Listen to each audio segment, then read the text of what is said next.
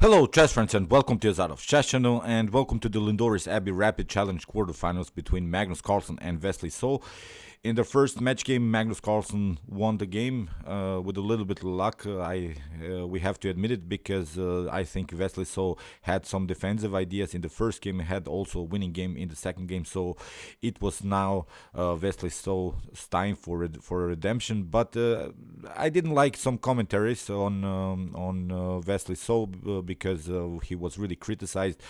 I'm not sure why these other players are doing it because Wesley is really a great sportsman. He's not such a guy who irritates other people. I think he's really a fair player, and if you lose against Magnus, it's not the worst thing, I think. But the comments that he got, I think, weren't so great. So, okay, today he faced Magnus Carlsen. He had now maybe his time for redemption, but again, Magnus is back, I think, because we're playing. They're playing in this direct duel, and against Magnus is of course almost a mission impossible. So here let's see now the second match game. If you know, they're playing these three match games, and as I said, in the first match game Magnus Carlsen won the game, so has now a whole point. So e4 here now played by Wesley. So with the white pieces we have e5 by Magnus, knight to f3, knight to c6, bishop to b5, and we have now the Berlin defense with knight to f6. d3, we have bishop to c5, so this was played also in the first game. Here Wesley changes now the opening theory. In their last game he played bishop takes c6 with some great positional ideas. He really outplayed Magnus in this line, so I'm not sure why he didn't repeat maybe this good line. Here after the move c3 we have castling played by Magnus, and now castling also by Wesley. So d6 with preparations to play bishop to g4, because now one of the main ideas of white is of course to crack the position with the move d4. So here Wesley prevents this idea. That's why with move is as h3. So still common theory, of course, but there is also a great line. I think we could even now try maybe bishop takes c6, simply trading off the pieces, and then maybe try a d4 pawn breakthrough, which would come with a tempo. But there are also problems about this particular line, because you're leaving your e4 pawn hanging a little bit. Then you would have to defend with rook to e1. If the e file opens, then rook to e8 is also sort of a possibility. So in long terms maybe this e4 could be a weakness. We have a6 by Magnus, bishop to a4, b5, so bishop to c2. Now we are getting in sort of a common Ruy Lopez setup.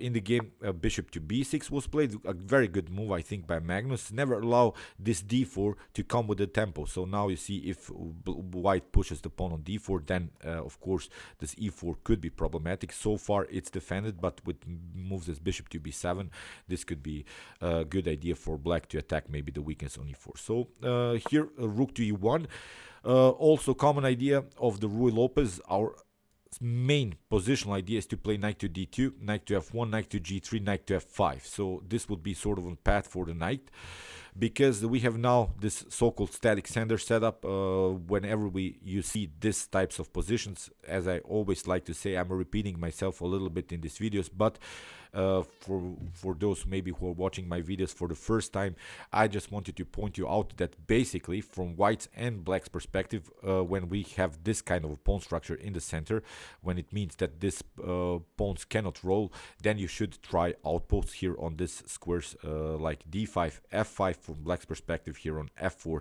and d4. So in the game, knight to e7 played by Magnus. Also he's trying his maneuver, knight to g6, knight to f4, here d4 finally cracking the position in the center, and now knight to g6. Here knight to d2 played by Wesley. So if you trade off the pawns, then the position gets even further static, so it's not such a good idea to trade off the pawns immediately. So that's why Wesley keeps the tension a little bit in the game with knight to d2, still with the same idea, knight to f1, knight to g3. So in the game rook to e8, we have now this idea, knight to f1, bishop to b7, and now you see this pawn on e4 is already endangered. So Magnus threat is of course to take e takes d4 and then grab this pawn. So because this pawn would be then 3 times attacked, knight to g3 played by Wesley, and we have h6. Also Prophylactic move by Magnus Carlsen, also preventing some bishop to g5 ideas by Wesley. So then it would be also a problematic thing to get out of this positional threat here. So that's why h6, very important positional move, and now bishop to d2. So okay, let's stop a little bit and evaluate the position. Although Wesley So has these two advanced pawns, is challenging the center, I still don't like somehow this bishop's activity on d2. It's a little bit passive. On the other hand, I really like Magnus Carlsen's bishops. They're aiming here.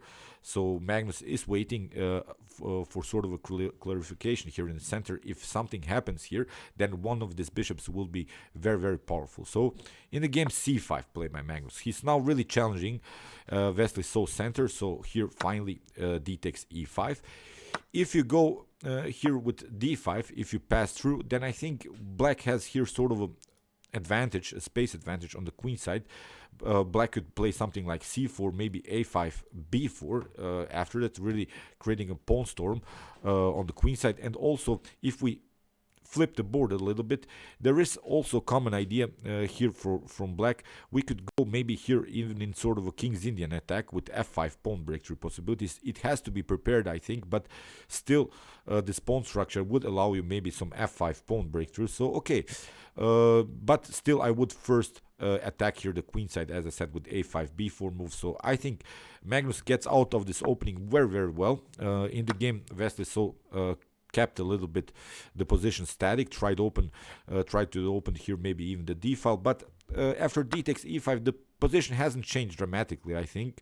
Still, black can continue here with c4, b4 moves, so that's why here queen to c1 played by Wesley So, with even some maybe bishop to h6 sacrifices, then followed with knight to g5. In the game c4 played by Magnus, very nice move, liberating the dark square bishop, aiming against this f2, and here knight to f5. Finally, Wesley So gets his plan through. He has now a very powerful outpost. The knight basically cannot be challenged. Even if you try knight to e7, it's a little bit too slow. And Magnus played simply rook to e6. So this rook to e6 is maybe not the most accurate of moves, but the idea is clear. Of course, in some occasions we could try, if this knight gets away somehow, maybe even rook to d6, creating sort of a queen and rook battery. And also it's a protective move because as I said, there are maybe some tactical threats with bishop to h6, then followed with knight to h6. You want to have another defender in front of your king, so the rook could maybe change here the direction and go to g6, even attack here the g2 pawn. So okay, it's still an equal position, but Wesley So has his outpost. Magnus, on the other hand, I think has this very nice bishop activity. And in the game, bishop to e3, played by Wesley So, which is a good move, but it's also a bad move. I'm not sure how to explain this, because of course you're getting rid of your opponent's very powerful bishop. But after bishop takes e3, queen takes e3, we have now a new position in which I really like more black's position, because if we evaluate the strength of these two bishops, basically this bishop is only used as a protective piece of this pawn on e4. On the other hand, this bishop on b7 is attacking the e4. So the queen, the bishop here, and the rook on e1 are a little bit too defensive. This e4, as I said in the beginning of the video, could be a problematic thing for Wesley So to handle. Although, as I mentioned, so far Wesley has this very nice outpost, but it's really a better bishop here by Magnus Carlsen. So queen to c7, protecting also this e5 pawn further, maybe trying finally to get somehow the d file to battle on the d file. In the game, rook to d1. So Wesley So is also a little bit faster on the d file, which is a very good thing. Basically, it's hard for Magnus Carlsen to compete on the d file because he played this very risky rook to e6, and now rook from a to e8 played by Magnus. So we have rook to d2. Wesley So is trying up to double up rooks. Maybe a better idea here immediately is, I think, to play this move rook to d8. So if rook takes d8, queen takes d8, okay, again you will lose the battle on the d file.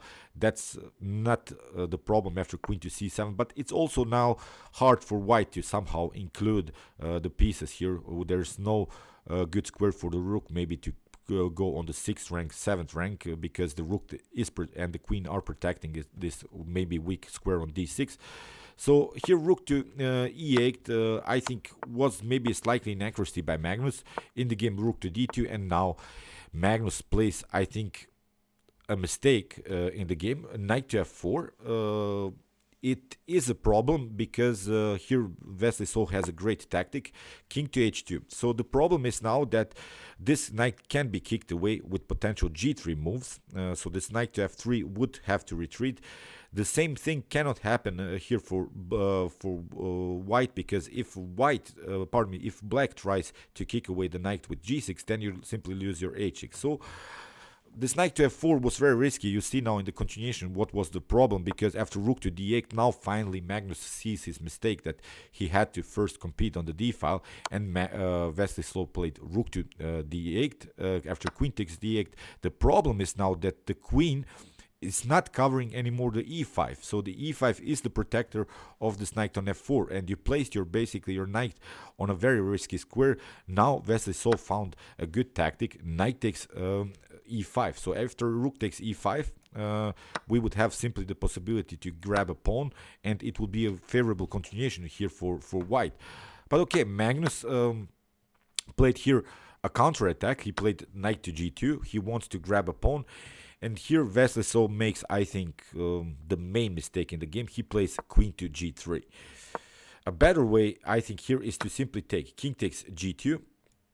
After rook takes e5, we would have here the move rook to d1.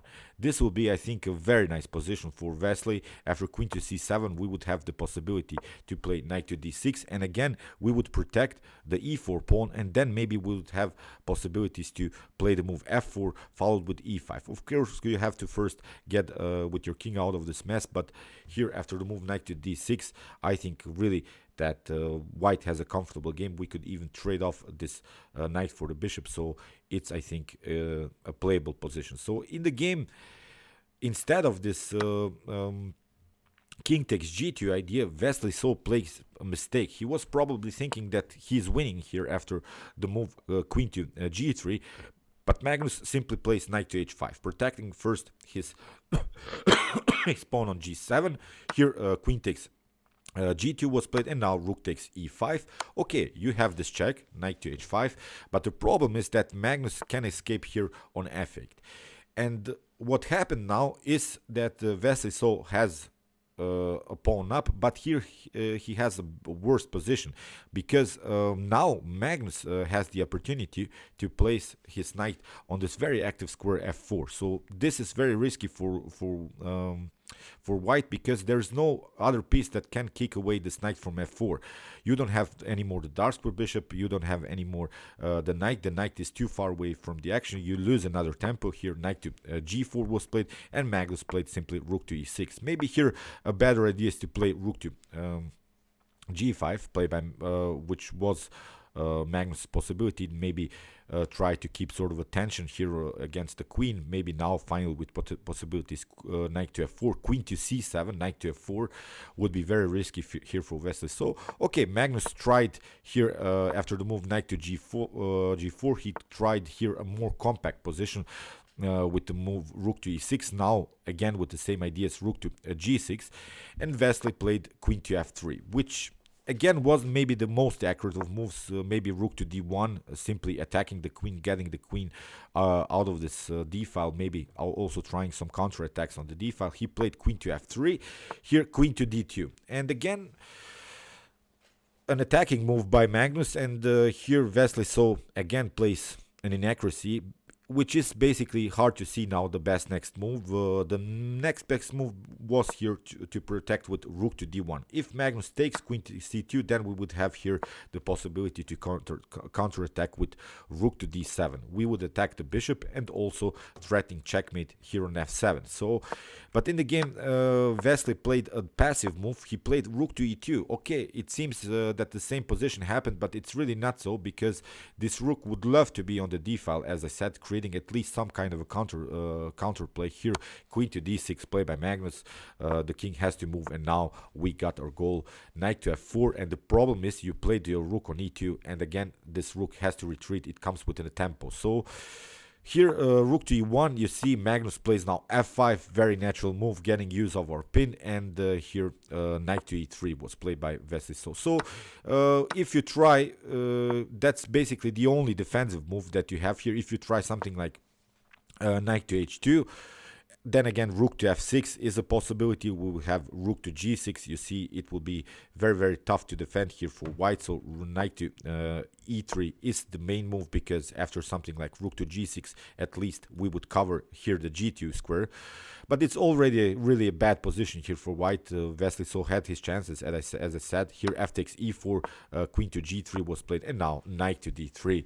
Look at this outpost of this knight. If you take bishop takes d3, then simply e takes d3, and this bishop will be really a monster bishop with potential rook to g6 ideas. Then after that, queen to c6, even some checkmate threats here combined with the bishop. So far, you cannot take the knight. That's the problem. And here, queen takes d6 was played, queen takes d6 by Magnus, and now rook to d1. Okay, this was now a new position in which black is of course on the advantage. This knight on d3 is too powerful. Here Wesley has to play rook to d1 in order to defend first this b2 weakness. So far Magnus cannot take of course the pawn on b2 because the rook is pinned.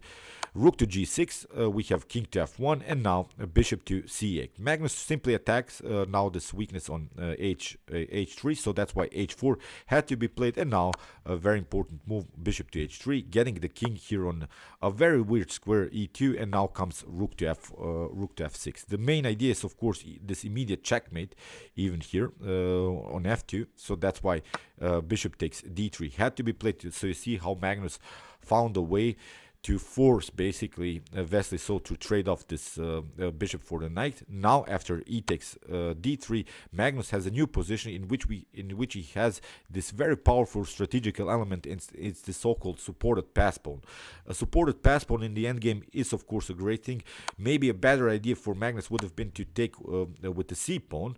Then we would have here two connected pawns on the d and e file, but Magnus took with this pawn and still forces first the white king to retreat. We have king to e1, and now rook to f4, attacking the weakness here. We can take this pawn whenever we like, and here Wesley tried b3 to split the pawn chain. Basically the best way to proceed against pawn chains like here is to split the pawn chain, but Magnus simply doesn't react. He plays a very nice defensive move, bishop to e6, forces basically Wesley so to take. Now again we are having sort of a pawn chain, but with the support of the bishop. If you take knight takes c4, then it's not such a good move, because b takes c4 will happen, and we have again the supported pass pawn. This pawn is hanging, so it would be a lost position, I think, for white. So that's why here a4, Wesley so is trying further to split the pawn chain, as I said, and Magnus simply takes this weak pawn on h4. A takes b5, we have a takes b5, and king to d2. King to f7. Now it's really time to get this king into the game. Maybe this could be a draw, but I think here Wesley so has to play the perfect moves in order to get out of this mess, which is a problematic thing, because we all know that Magnus Carlsen is really an endgame master, sort of. King to f7, of course you have to include the king into the game. Rook to a1, and now rook to f4, attacking the pawn. We have rook to a7, king to f6, and now rook to a6, and now king to g5. So now this king can march, can continue here with maybe rook to king to h4 ideas, but you have to be careful. There is always this threat to play maybe a fork on the king with knight to g2. So Wesley has to defend first, king to e1, and now a very nice move by Magnus Carlsen, a great endgame move, because this move forces now basically Wesley so to take. After king takes d2, rook takes f2, and we have now a new position in which we created a pass pawn. So in this position, although Magnus is up a pawn, but still so far Wesley so created this blockade against this advanced pawn. So now Magnus with this move d2 created really this nice pass pawn on the g file, which is basically hard to stop. Here Wesley tried rook to d1, and now rook to f4. We have rook to c6, and now king to h5. Very important to liberate now the g file. We simply want to march on with our pawn. So rook to c8, we have g5, rook to h8, king to g6, king to e1, and now simply g4. And here Wesley plays, I think, the mistake. There is the so-called Tarrasch rule, which says when you're playing rook and pawn endgames, you should always, but really always, stay behind your enemy's pawns.